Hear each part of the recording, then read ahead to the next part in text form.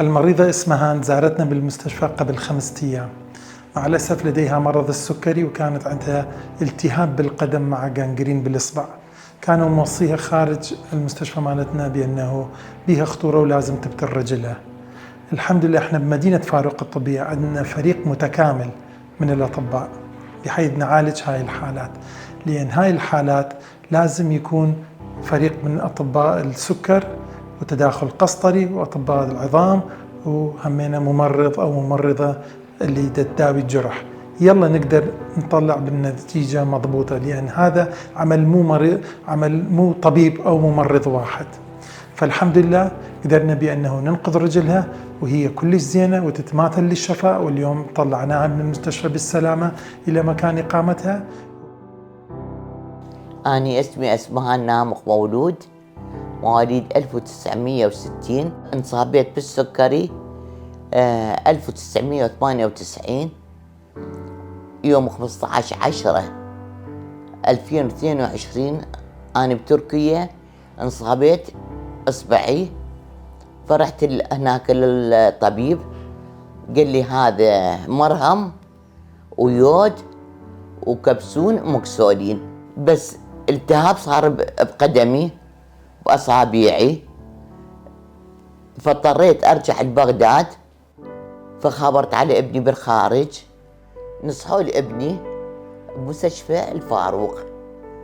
والله اجينا مستشفى متمكنة وأطباء متمكنين، ريحونا نفسيا، وقفوا ويانا من أول يوم، ونعمة من الله. واليوم أنا حطلع. ئەمڕۆ باسی نەخۆشەکەین کە مشکلەی گانگرینی هەبوو لە یەکێ لە پەنجەکانی قاچیا لەلایەن کاکتۆر دیلمان عەتاڕەوە بینرا وەکو پسپۆڕی شەکرە و دکتۆر ئەحمەد فازڵ وەکو پسپۆڕی شکاوی و نەشتەرگەری ئێسک بۆ عیلاجکردنی ئەو گانگرینەی.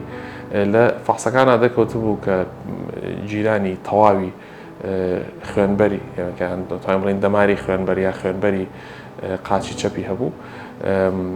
ئەم ئیشەش کاکتۆر دیلمان بە منی وت بە شێوەی قەستەڕە ئەو دەمارەیمان کردەوە و بە باڵۆن و شەبەکە دەمارەکەی تەقریبەن توانم بڵێم 20 بۆ 25 سانتیمەترێکی گیرا بوو بە کاملی بۆمان کردەوە و دەمارەکەی وەکو تەبیعی گەڕایەوە بۆی ئەو قاچە لە بڕینەوە نەجاتی بێت. بەس لەخوا بەزای ببێ هیچ عملیاتیشی وە بەس بە عیلاجکردنی ئەو پەنجەی گانگرینەکە نەخۆشەکە گەڕایەوە و حیاتی طبيعي خوي داس بيكردوا. لما جتنا المريضة من محافظة أخرى في العراق كان القرار اتخذ أنه يصير بتر عالي للساق، بتر تحت الركبة، يعني احنا اللي نسميه البتر العالي. كانت تشكو هي المريضة من جرح بسيط وغرغرينية في أحد أصابع القدم. عندما قيمت الحالة عرفت أنه هذه المريضة أبدا ما تحتاج هذا البتر العالي، فاللي صار تم إحالتها إلى مركز قدم السكري وجروح السكري اللي هو مسؤول عن عيادة داء السكري دكتور ديلمان.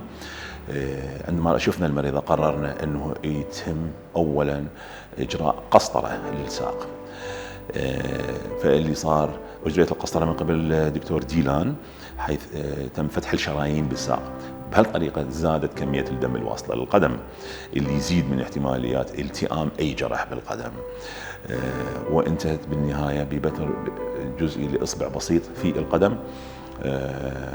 بهذه الحالة الجرح راح يلتحم والمريض يرجع لحياته ويمشي بصورة طبيعية، بحيث أنه أبدا ما كان أكو أي داعي لاتخاذ قرار ببتر عالي للساق.